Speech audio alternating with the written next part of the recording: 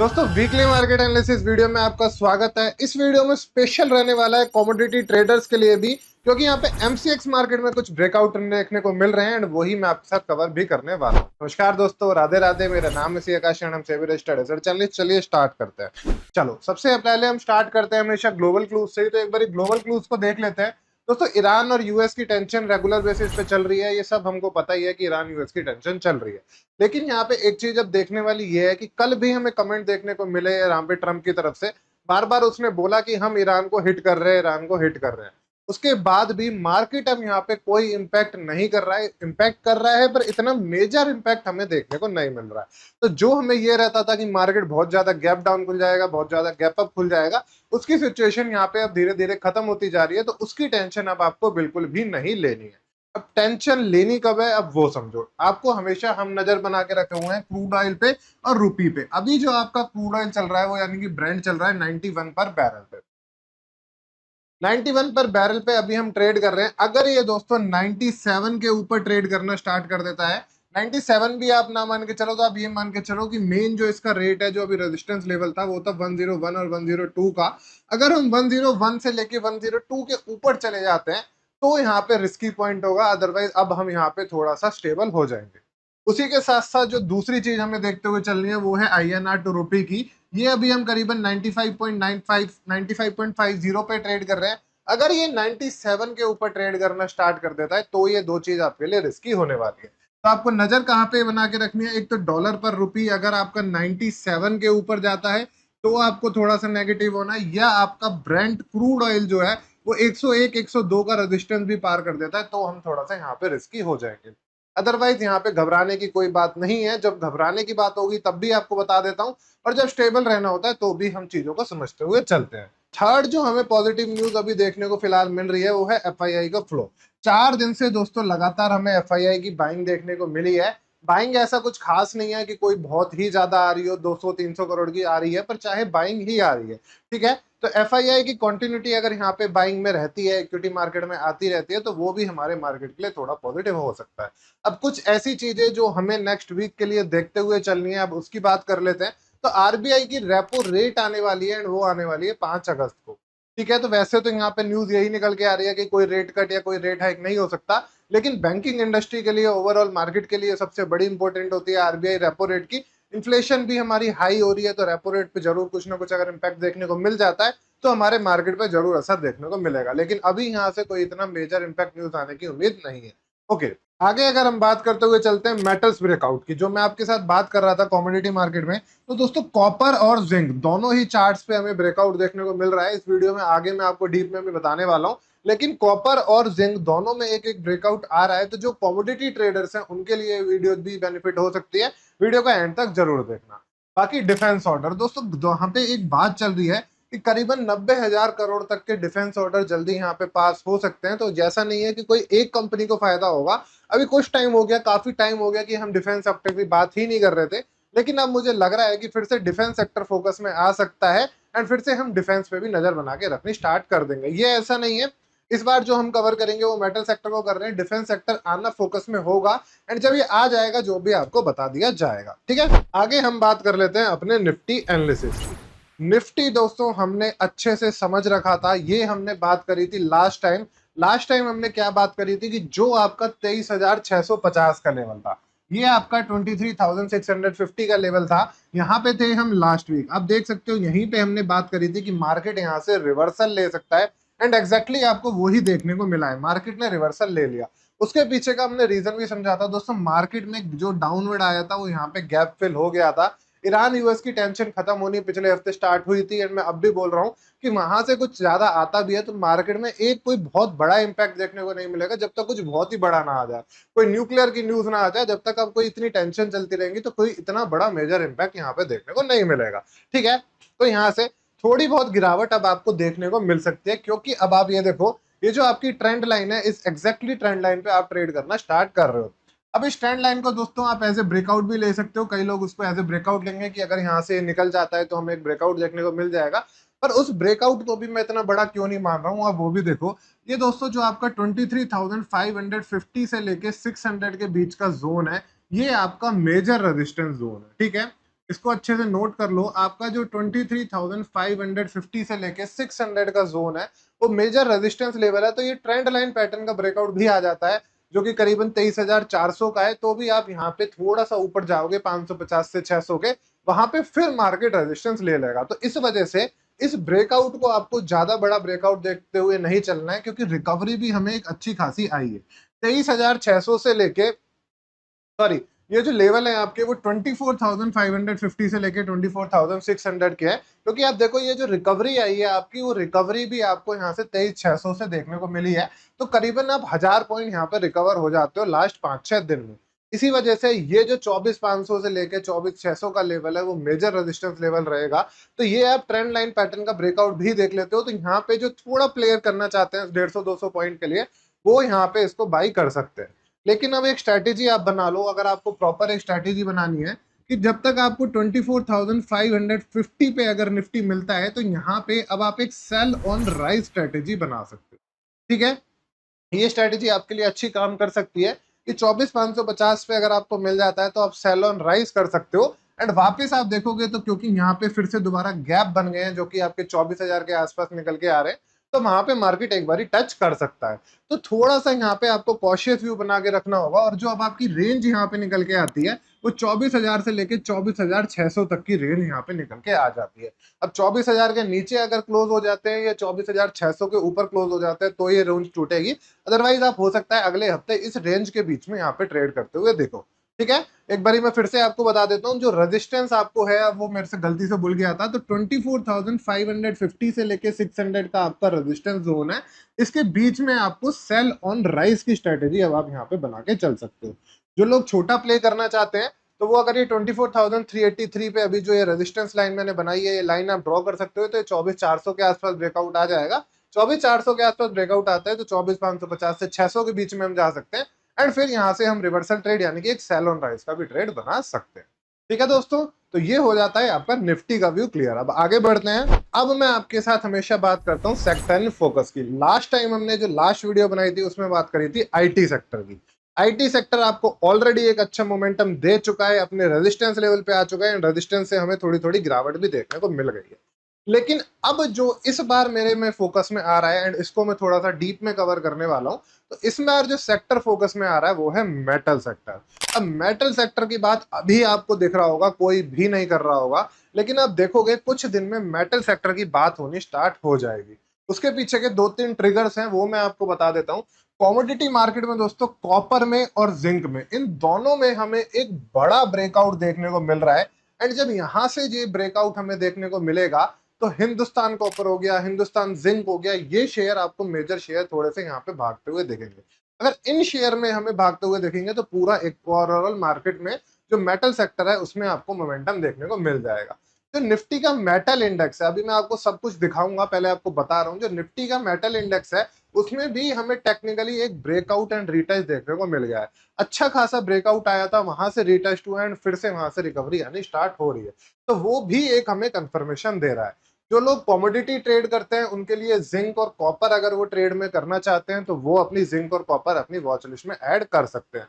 Hindustan zinc और Hindustan copper के बारे में मैंने आपको बता ही दिया। और हमेशा हम दो सेक्टर्स की बात करते हुए चलते हैं। पहले हमने मेटल की कर ली, एक अब हमें बैंकिंग सेक्टर भी फोकस में रखना है, क्योंकि पीएसयू बैंक और प्राइवेट बैंक थोड़ा सा यहाँ से रिकवरी दिखा रहे हैं। क्योंकि आरबीआई की रेपो रेट की बात भी हमने कर ली, 5 अगस्त को आने वाली है। इस वजह से बैंकिंग सेक्टर भी यहाँ पे अच्छा खासा फोकस में रह सकता है। ठीक है, अब मैं आपको थोड़ा सा डीप में लेके चलता हूँ एंड मेटल, कॉपर और जिंक के चार्ट भी दिखा देता हूँ।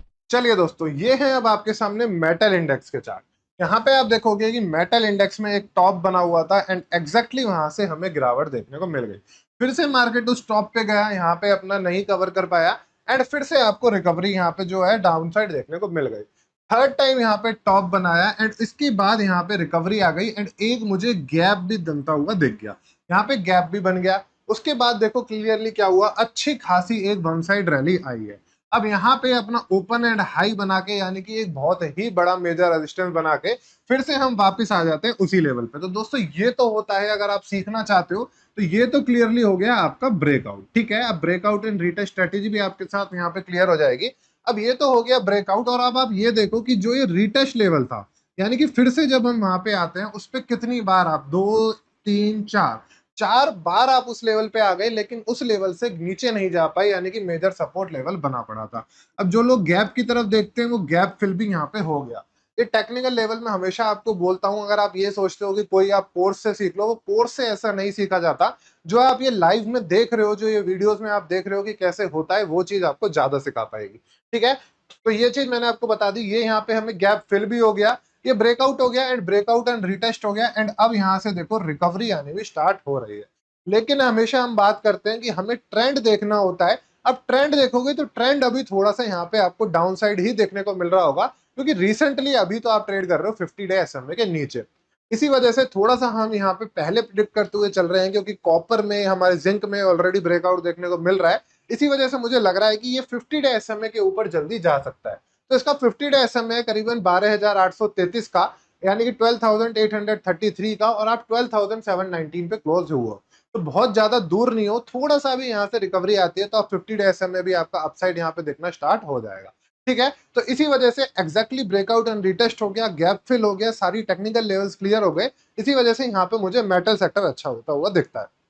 अब मैं अगर आपके साथ बात करते हुए चलता हूँ कॉपर की। दोस्तों ये है आपके सामने यहाँ पे कॉपर के चार्ट। एक बार कॉपर के चार्ट को आप अच्छे से समझते हुए चलो।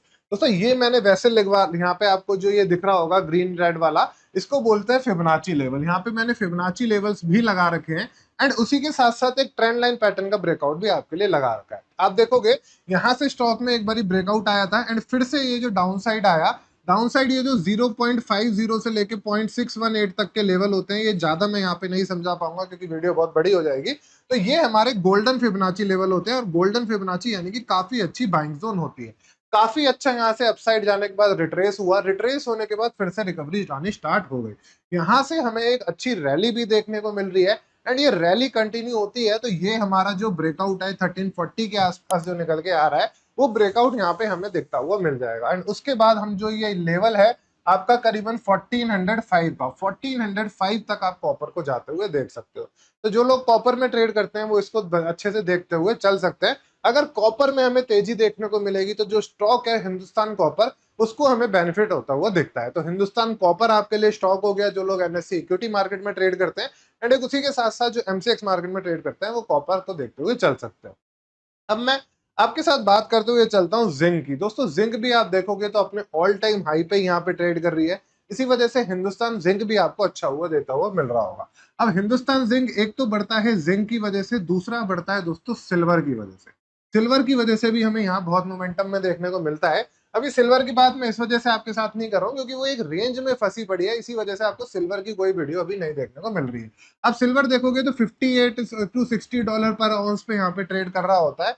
वहां पे हमें कोई बहुत बड़ी तेजी, बहुत बड़ी गिरावट अभी देखने को नहीं मिल रही है। आपको पता है ये $120 तक भी जा चुका था, एंड वहां से काफी ज्यादा करेक्ट कर चुका है। तो सिल्वर का फायदा तो उसको मिलता ही मिलता है, उसके साथ साथ हिंदुस्तान जिंक को जिंक का बहुत फायदा देखने को मिलता है। अब ये देखो अपने हायर हाई हायर लो बनाता हुआ आगे जा रहा था, यहाँ से इसने हायर हाई बनाया एंड अब ये हायर लो बना चुका है, एंड उसी के साथ रिकवरी देता हुआ स्टार्ट कर रहा है। तो ये जो नया हायर हाई बनाएगा, वो नया हायर हाई आपका करीबन 394 एंड 405 तक जा सकता है। तो जो लोग जिंक में ट्रेड करते हैं वो 394 और 405 तक के लिए जिंक को देखते हुए चल सकते हैं। उसी के साथ साथ अगर क्योंकि सिल्वर और यहाँ पे जिंक का दोनों का कॉम्बिनेशन बना के आपको इक्विटी मार्केट में देखना है, तो आप हिंदुस्तान जिंक को भी देखते हुए चल सकते हो। ठीक है, चलो आगे बढ़ते हैं। अब हम बात करेंगे कुछ हमारे ब्रेकआउट स्टॉक की। तो चलिए अब हम चलते हैं स्क्रीन पे एंड देखते हैं कुछ ब्रेकआउट स्टॉक्स। चलो दोस्तों एक बारी हम ब्रेकआउट स्टॉक को कवर करते हैं। ब्रेकआउट स्टॉक हम ढूंढते कैसे, निकालते कैसे, थोड़ा वो भी समझो। दोस्तों आपको एक स्टॉक देखने को मिल रहा होता, काफी दिन से फोकस में आ रहा था, एक्साइड इंडस्ट्री का। अब देखो इसने करीबन एक महीने में हमें एक बहुत ही अच्छी मोमेंटम दी थी, वन साइड मोमेंटम देखने को मिला है, एंड करीबन ये 22 से 25% भागा है यहाँ पर आपका एक महीने में। लेकिन उसी का जो कॉम्पिटिटर स्टॉक है, यानी कि जो पीयर कंपनी है, जो कि हमारा ब्रेकआउट लेवल स्टॉक 1 है, यानी कि ब्रेकआउट स्टॉक 1 है, उसका नाम है अमराजा मोबिलिटी एंड एनर्जी। यहाँ पे आप देखोगे जो स्टॉक है वो आपको ज्यादा भागता हुआ नहीं देगा। ये करीबन आपका दोस्तों 12% के आसपास ही भागा है। ठीक है, यानी कि लास्ट एक महीने में जो ये एक्साइड इंडस्ट्री है वो 22% चल चुका था, लेकिन R&M जो है आपका करीबन 12% ही भागा था। अब मैं R&M के चार्ट को अगर आपको एक बार डीप में समझाते हुए चलता हूं, तो अब मुझे ये क्यों लिस्ट में आ रहा है बार बार वो देखो।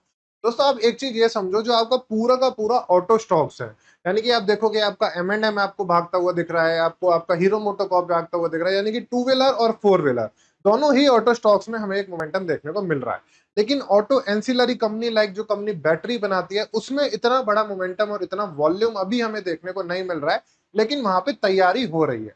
अब ये जो 920 का लेवल है, यहाँ पे आप देखोगे ये 920 का लेवल है, इसको क्रॉस ही नहीं कर पा रहा है। ये यहाँ पे इसको अब एक कप एंड हैंडल पैटर्न भी बनाते हुए चल रहा है, लेकिन इसको क्रॉस नहीं कर पा रहा है। ट्रेंड लाइन पैटर्न का ब्रेकआउट आ गया, 50 डे एसएम में अच्छा खासा जा रहा है, गोल्डन क्रॉसओवर बनाने को तैयार हो रहा है।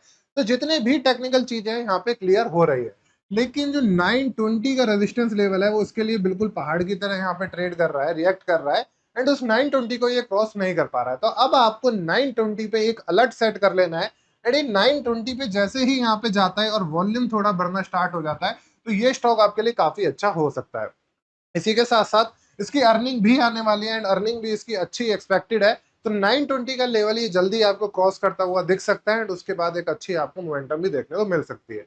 तो जो पहला स्टॉक आप ब्रेकआउट लेवल में कवर करने वाले हो वो है R&M का, एंड 920 है इसका ब्रेकआउट लेवल। दोस्तों सेकंड स्टॉक जो अब आपको अपनी लिस्ट में रखना है वो है टाइटन का। अब टाइटन आप देखोगे एक बहुत ही अच्छे खासे अप ट्रेंड में ट्रेड कर रहा था, और उसी के साथ साथ हमें स्टॉक में एक अच्छा खासा ब्रेकआउट भी देखने को मिल रहा है। ठीक है, यहाँ पे आप देखोगे स्टॉक अपने रेगुलेशन पैटर्न में ही ट्रेड कर रहा था, एंड उसको क्रॉस नहीं कर पा रहा था। यहाँ पे स्टॉक ने इसको क्रॉस कर दिया। ये मैंने आपके साथ टेलीग्राम चैनल पे भी शेयर किया था जब इसको ये क्रॉस कर रहा था, एंड जो इसका यहाँ पे ब्रेकआउट एंड रीटेस्ट लेवल था वो करीबन 4800 4810 का लेवल निकल के आ रहा था।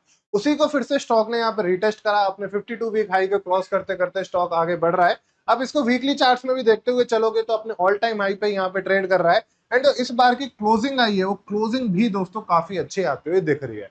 तो मुझे लग रहा है कि ये स्टॉक यहाँ से अपनी रैली को कंटिन्यू कर सकता है।